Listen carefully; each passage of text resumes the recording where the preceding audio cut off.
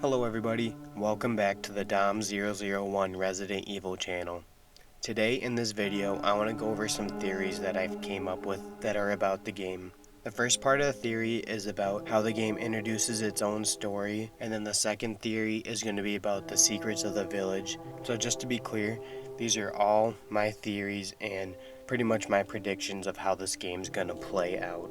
We did get a few trailers and we do get a good idea of what the story's gonna be, but I do think that Capcom is misdirecting everybody and certain things are not gonna play out as everybody thinks. So first, I'm gonna go over the events that are gonna happen before the game starts, or the stuff that we're not going to be able to play, but we'll probably read about it in a document in the game, or maybe just hear about it in a cutscene. Resident Evil 7 ends, and obviously Ethan and Mia survive the events at the Baker estate in Louisiana. So the BSAA moves them to an undisclosed location, which is going to be Romania. We can tell because of the lay, and also people are predicting it just because of all the enemies that we're going to come across. They're very old school Romania reminiscent, like Dracula with vampires and werewolves and whatnot. But anyways, they're going to be moved there and they're going to be under the protection of the BSAA. I do think the reason behind this is because the connections, or the people that Mia used to work for, they are after Mia and they want to kill her because they're scared that she's going to reveal too much information, or information that they don't want her to reveal, and because of that they want to kill her. Maybe an event happened, so the BSAAs knows that and they're trying to protect her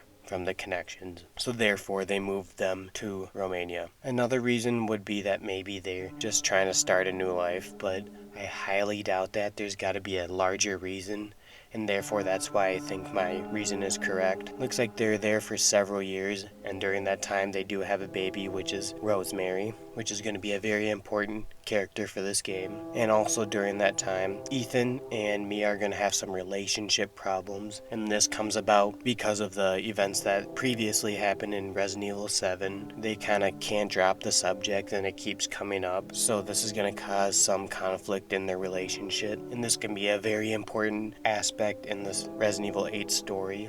Looks like Ethan and Mia are supposed to be protected by the BSAA, but then it looks like one night Chris does raid their house. He kills Mia, he knocks Ethan out and takes him, and also he takes Rosemary. So he takes Rosemary and Ethan, and looks like he's probably going to be taking them back to maybe a BSAA headquarters.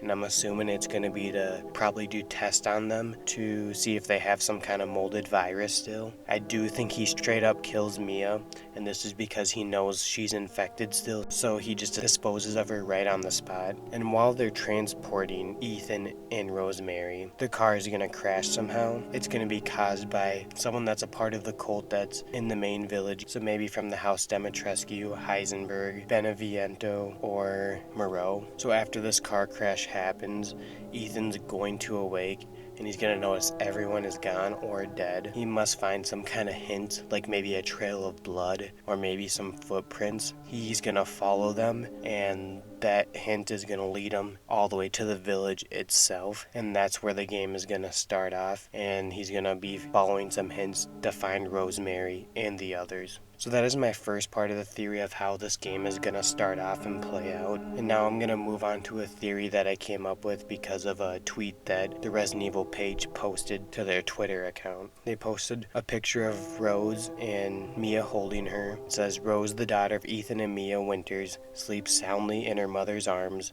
but that book seems to make for a rather strange bedtime story, and that story is The Village of Shadows." So I was curious and I happened to Google The Village of Shadows, and I came up with two results that I was interested in. One was a book and one was a movie. They're both very similar, and I'm going to give you a synopsis of both of them to show how they're related. So the book is just called The Village of Shadows. The summary is, in a quiet village, disaster strikes in the form of an apparent vicious murder. This is followed by a series of bizarre deaths. The frightened villagers seek supernatural explanations, all the superstition that lay under the peaceful life of the villagers' surface. Who was the murderer? In a tale of murder, mystery, fear, and magic, find out if the villagers would be able to comprehend and fight the forces against them, in the Village of Shadows. And in the movie that was made in 2010, someone wrote a little summary about a group of young people that are trapped in an evil village. Someone else wrote a summary saying that so a group of friends go to a village and they come into a car crash and they awaken and their friends are gone. They find a shelter to telephone their other part of the group, but they learn that they're trapped in a village and an evil entity does not allow them to leave. So I do believe this sounds very familiar to my prediction earlier that Ethan and them are going to come into a car crash and Ethan's going to awaken, everyone's gone, and then he's going to find some kind of shelter which is going to lead him to the village itself. So as you can tell, both the book and the movie that I came across, they both are very similar. They both have residents who think that they live in a supernatural village or like there's supernatural events that are happening. I do believe that Resident Evil 8 is going to be taking some inspiration from these mediums, but obviously the game itself is not going to have any supernatural events, as Peter Fabiano did state that everything's going to have an explanation of some sort. And of course it would be dumb and no one would like it if they did have some kind of supernatural events, as that is not what Resident Evil is. So what I also do believe is that the residents of the village in the Resident Evil game, I think they are being controlled by those 4 houses that I stated earlier, and I think those people are going to be the head people of the village, and they're going to have a virus that are going to infect these residents, and that virus causes them to be kind of mind controlled by these houses, and they're going to be caused to not leave or like have them believe that they can't leave the village. Think of the Los Illuminados from Resident Evil 4, how they were mind controlled, or even how Mia and Ethan were controlled by the molded through Evelyn. But the purpose of the 4 houses keeping the villagers in the village are because they're using the villagers to make this red blood wine, and this red blood wine is going to be important for them. They want to create it to expand their lifespan, or maybe even help them have supernatural like powers, kind of like the big lady or Lady Dimitrescu. Or maybe the blood wine, they create the virus using that, and the way to do that is through the villagers. They kidnap them, they torture them in the chambers, and then they create the blood wine. And in the maiden demo, we do read some notes that kind of go all the way back to the 50s, so this has been going on for a while now, and we know they're creating wine through those notes. And what we also know is that the villagers, they look very Amish or very old school looking, so this has definitely been going on for a while now. So I do think that they think that some supernatural is going on and they are forced to stay within this village. So just to summarize what I just said is that I do believe that everyone is thinking that Chris straight up kidnaps Rosemary and takes her to this village, but I do believe that he does kidnap her, but the village cult is going to somehow interfere with the kidnapping, and then they're going to be the ones actually kidnapping Rosemary, and this is going to cause Ethan to wake up and everyone's going to be gone and he's going to find his way to the village. And that's how the game starts. And then also, my other part of the theory, that the Village of Shadows, this book and movie, they're going to be a huge inspiration to this game.